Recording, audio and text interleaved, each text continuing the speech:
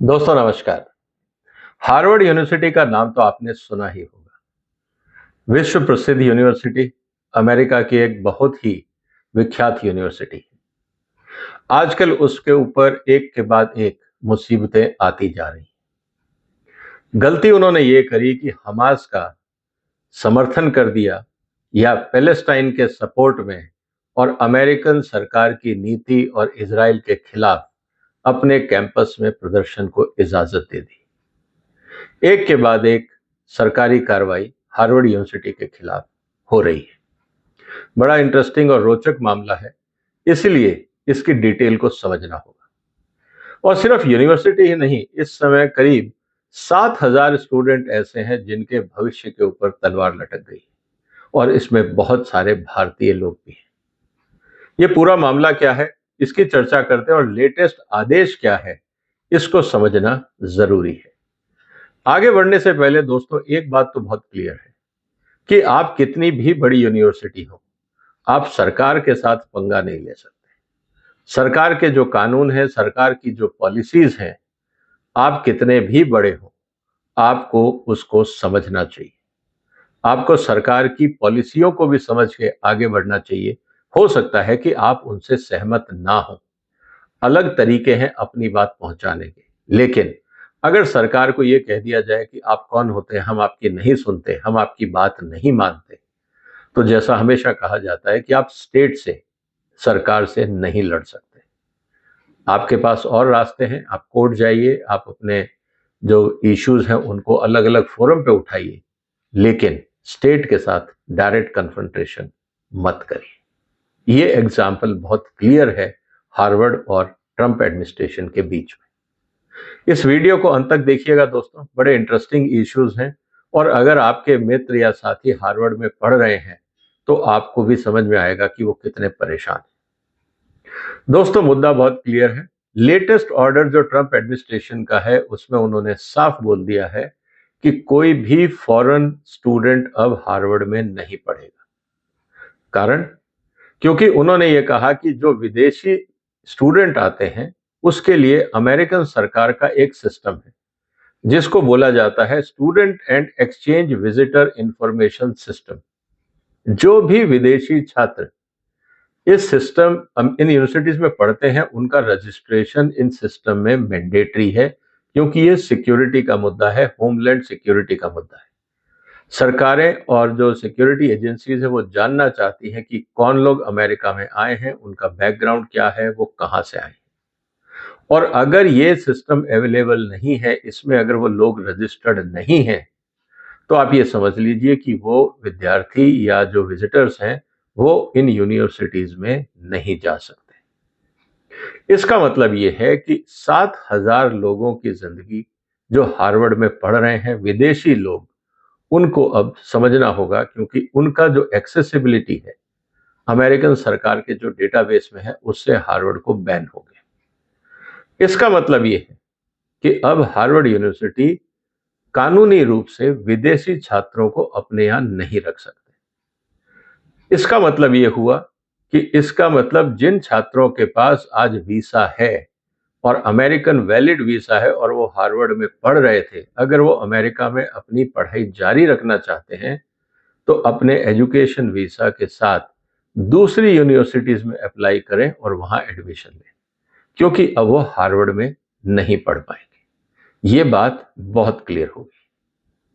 अब ये मुद्दा क्यों उठा, हार्वर्ड के ऊपर इस तरह की कार्रवाई ट्रंप एडमिनिस्ट्रेशन ने क्यों करी? आपको याद होगा, हमास ने इजराइल पे आक्रमण किया, 1200 लोगों को मौत के घाट उतारा। उसके बाद इजराइल की तरफ से प्रतिक्रिया हुई और फिलिस्तीन के ऊपर जो हमास का कब्जा था उनको हटाने के लिए उन्होंने काफी हद तक भयानक बमबारी भी की और ग्राउंड फोर्सेस का भी इस्तेमाल किया। हजारों लोग मारे भी गए। इसके विरोध में अलग अलग यूनिवर्सिटीज में प्रदर्शन हुए कि जो इजराइल कर रहा है वो गलत है। दूसरी तरफ यहूदियों के खिलाफ भी प्रदर्शन हुए, यूनिवर्सिटीज में हुए। दूसरी तरफ यूनिवर्सिटी के अंदर ही इजराइल के समर्थन में और हमास के विरोध में और आतंकवाद के विरोध में भी प्रदर्शन हुए। इसका मतलब यूनिवर्सिटीज एक तरह से अखाड़ा बन गई। लेकिन अमेरिकन पॉलिसी बहुत क्लियर थी कि वो प्रो इजराइल थे और हमास के आतंकवाद के खिलाफ थे। और जब हमास के समर्थन में, हमास की कार्रवाई और पैलेस्टाइन के समर्थन में जब अलग अलग कैंपसेस में प्रदर्शन हुए, तो अमेरिकन सरकार को लगा कि ये सिक्योरिटी थ्रेट है, ये लोग कौन हैं जो इजराइल के खिलाफ प्रदर्शन कर रहे हैं। क्योंकि बहुत सारे ज्यूज अमेरिका में भी रहते हैं और आपको पता है कि अमेरिका में ज्यूज बहुत ही पावरफुल लॉबी है, चाहे वो बैंकिंग में हो, चाहे वो रिसर्च में हो, चाहे वो इंडस्ट्री हो, इन्वेस्टमेंट्स हो, हर लेवल पे और पॉलिटिकल सिस्टम में भी ज्यूज की लॉबी बहुत पावरफुल है अमेरिका। इसीलिए कभी भी अमेरिका इजराइल के खिलाफ नहीं जाता है। लेकिन जब यूनिवर्सिटीज ने ये प्रयास किया, तो अमेरिकन सरकार ने कहा कि जिन लोगों ने प्रो हमास और एंटी अमेरिकन प्रोटेस्ट में भाग लिया, उन वीडियोस को हमें दीजिए और साथ में उन लोगों के नाम दीजिए और ये बताइए कि आपने क्या कार्रवाई करी। बहुत सारी यूनिवर्सिटीज ने ये इंफॉर्मेशन दी, हार्वर्ड ने देने से मना कर दिया। जब हार्वर्ड ने देने से मना कर दिया तो ऑब्वियसली ट्रम्प एडमिनिस्ट्रेशन को ये लगा कि आप जो सरकार की पॉलिसी है, आप उसके खिलाफ जा रहे हैं, आप आतंकवाद को बढ़ावा दे रहे हैं, ये नहीं चलेगा। और हमास और जो प्रदर्शन में प्रो हमास और प्रो पैलेस्टाइन के प्रदर्शन के लोग थे, अगर आप उनका डेटा और उनके खिलाफ की गई कार्रवाई की जानकारी सरकार को नहीं देते हैं, तो आपके पास 72 घंटे का समय है। आप अपने यहाँ पे विदेशी छात्रों को नहीं रख सकते, आप उनको बाहर भेज दीजिए। ये फरमान है ट्रंप एडमिनिस्ट्रेशन का। अब 72 घंटे हैं, मतलब 3 दिन रह गए हैं हार्वर्ड के पास इस डिमांड को कंप्लाई करने के लिए। अब इसका असर क्या होगा? जैसा मैंने कहा कि 7,000 स्टूडेंट्स पढ़ रहे हैं हार्वर्ड में, करीब 1,000 से ज़्यादा चाइनीज़ हैं, उसमें काफ़ी सारे जो बाकी स्टूडेंट्स हैं उनमें साउथ कोरियन हैं, ब्रिटेन के हैं, इंडिया के हैं, कनाडा के हैं, जर्मनी, ऑस्ट्रेलिया, सिंगापुर, जापान, दुनिया भर के देश के जो हैं वहाँ के बच्चे हार्वर्ड पढ़ने जाते हैं। अब सवाल इस बात का है कि अगर इन लोगों को एक्सेस नहीं मिलेगा, स्टूडेंट एंड विजिटर्स जो प्रोग्राम है, जो मैंने पहले आपको बताया कि students and exchange visitor information system अगर आपको नहीं एक्सेसिबल है, तो आप विदेशी स्टूडेंट को अपने कैंपस में नहीं रख सकते। ट्रंप एडमिनिस्ट्रेशन ने हार्वर्ड की एक्सेसिबिलिटी इस सिस्टम से हटा दी। अगर वो जानकारी देंगे तो उनको एक्सेस मिलेगा, नहीं तो नहीं मिलेगा। इसका मतलब विदेशी स्टूडेंट अब वहां नहीं रह सकते, वो गैर कानूनी कहलाएगा। इस स्थिति के अंदर अब बच्चों के पास दो ही है, जो स्टूडेंट्स हैं वहां पे, उनके लिए पास वही दो ही ऑप्शन है, या तो वापस अपने देश चले जाएं या किसी और यूनिवर्सिटी में एडमिशन लें। अब इस समय ज्यादातर यूनिवर्सिटीज में एडमिशन की प्रक्रिया पूरी हो गई है। इसके अलावा नए एडमिशन के लिए I-20 फॉर्म जो है वो अमेरिकन सरकार ने रिलीज किया, और वो भी उसी वेबसाइट से है, सेविस वेबसाइट की। जैसा मैंने कहा कि student and exchange visitor information system, उसी की वेबसाइट से आप उसको डाउनलोड करके भर सकते हैं। अब सवाल इस बात का है कि जब हार्वर्ड में एक्सेसिबिलिटी नहीं है, तो हार्वर्ड के स्टूडेंट्स को ये फॉर्म नहीं मिल सकता। इसका मतलब ये है कि अभी तो फॉर्म नहीं मिल रहा, फिर फॉर्म भरे जाएंगे, भर के फिर दूसरी यूनिवर्सिटीज में अप्लाई किया जाएगा, फिर दूसरी यूनिवर्सिटीज तय करेंगी कि कहाँ पे किसको क्या एडमिशन मिल सकता है। और ऐसी स्थिति में अब टाइम भी नहीं है, क्योंकि जो नया सेशन है वो करीब जून जुलाई में शुरू हो जाता है। इस स्थिति के अंदर अब इन बच्चों का क्या होगा, जो है स्टूडेंट्स हैं उनका क्या होगा? तो कहने का मतलब बहुत सिंपल है कि अब हार्वर्ड को, पहले तो ट्रंप एडमिनिस्ट्रेशन ने $2.5 बिलियन, करीब 20,000 करोड़ के आसपास जो हर साल ग्रांट दी जाती थी, एक यूनिवर्सिटी को 20,000 करोड़ अमेरिकन सरकार देती थी, उसको बंद किया। फॉरेन स्टूडेंट्स को बंद किया अब वहां पे आना, और तरह तरह के प्रतिबंध हार्वर्ड इंस्टीट्यूट में लगाए गए। काफी अफरा तफरी हुई, बहुत सारे सीनियर लोगों ने वहां पे रिजाइन भी किया, और ये बात सामने आई कि अगर हार्वर्ड कोऑपरेट नहीं करता है तो अमेरिकन सरकार भी उनका समर्थन नहीं करेगी। अब ऐसी स्थिति के अंदर दोस्तों हार्वर्ड का क्या होगा? जो उनका स्टेटस था वर्ल्ड में, दुनिया के लोग जाते थे पढ़ने के लिए, अब उनको ये बात तो समझ में आ गई कि हार्वर्ड में एडमिशन लेना खतरनाक है।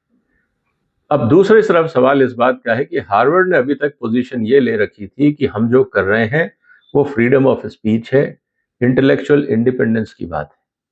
सरकार का ये कहना है कि इंटेलेक्चुअल इंडिपेंडेंस के नाम पर आप प्रो टेररिज्म स्लोगन नहीं चला सकते, आप अमेरिका के खिलाफ कोई स्लोगनिंग नहीं कर सकते, आप प्रदर्शन नहीं कर सकते, और अगर आपने ऐसा किया है तो ऐसे लोगों के खिलाफ कार्रवाई करनी होगी, जिसको करने से हार्वर्ड ने मना कर दिया। अब देखते हैं दोस्तों कि आने वाले दिनों में ये मुद्दा निश्चित रूप से कोर्ट्स में जाएगा। अब कोर्ट्स में स्टूडेंट्स भी लेके जाएंगे, हार्वर्ड भी लेके जाएगा। अब अमेरिका के कोर्ट्स इस पे क्या निर्णय लेते हैं कि क्या अमेरिकन सरकार का निर्णय सही है या गलत है, और 7,000 बच्चों के जो एडमिशन को लेके जो मुद्दा बन गया है, इसको कैसे रिजॉल्व किया जाएगा। और छुट्टियों में जब बच्चे घर जाएंगे अपने अपने और अगले सेमेस्टर के लिए वापस आना चाहेंगे, अगर उनकी एक्सेसिबिलिटी हार्वर्ड के सिस्टम में नहीं है, क्योंकि वो ऑलरेडी बैन हो चुका है, तो शायद उनको वापस आने में भी दिक्कत हो। और जो लोग रह गए हैं, जिनकी डिग्री कंप्लीट हो गई है, जो वहां पे अपनी इंटर्नशिप करना चाहते हैं, उनको भी नए एडमिशन लेने होंगे, क्योंकि वो विदेशी हैं और हार्वर्ड में वो रह नहीं सकते। समस्या गंभीर है। देखते हैं अमेरिकन कानून और अमेरिकन कोर्ट्स इस मुद्दे पे कैसे डील करते हैं। लेकिन एक बात तो क्लियर है दोस्तों, क्या हार्वर्ड हो या कोई भी यूनिवर्सिटी हो, क्या वो अपनी ही सरकार के खिलाफ कदम उठा सकती है, अपने ही खिलाफ, अपने जो देश की पॉलिसी है। आप ये कह सकते हैं कि पॉलिसी तो पार्टीज के आने से बदल जाती है, तो क्या इंस्टीट्यूट भी अपनी आइडियोलॉजी बदले? ये विवाद का मुद्दा हो सकता है, लेकिन राष्ट्रहित में जो है, जो नेशनल पॉलिसी है, क्या आप उसके खिलाफ जाके देश में ऐसे सो कॉल्ड इंटेलेक्चुअल्स को या लेफ्टिस्ट को या लिबरल्स को प्रमोट करेंगे जो राष्ट्र की मेन नीति के खिलाफ हो? क्या ये राष्ट्रहित में होगा? क्योंकि ऐसा ही मुद्दा हमने देखा भी थोड़े दिन पहले अशोका यूनिवर्सिटी का, कि एक प्रोफेसर ने एक पोस्ट किया जिसके कारण विवाद बढ़ा। तो क्या freedom of expression national interest के अगेंस्ट भी हो सकती है? इस बात को भी समझना होगा। आपको क्या लगता है दोस्तों? जो भी आपके विचार हो, कमेंट बॉक्स में लिखिए, इस वीडियो को शेयर करिए, इस चैनल को सब्सक्राइब करिए। फिर मुलाकात होगी एक और महत्वपूर्ण मुद्दे के साथ। तब तक अपना ध्यान रखिएगा। फिलहाल वंदे मातरम।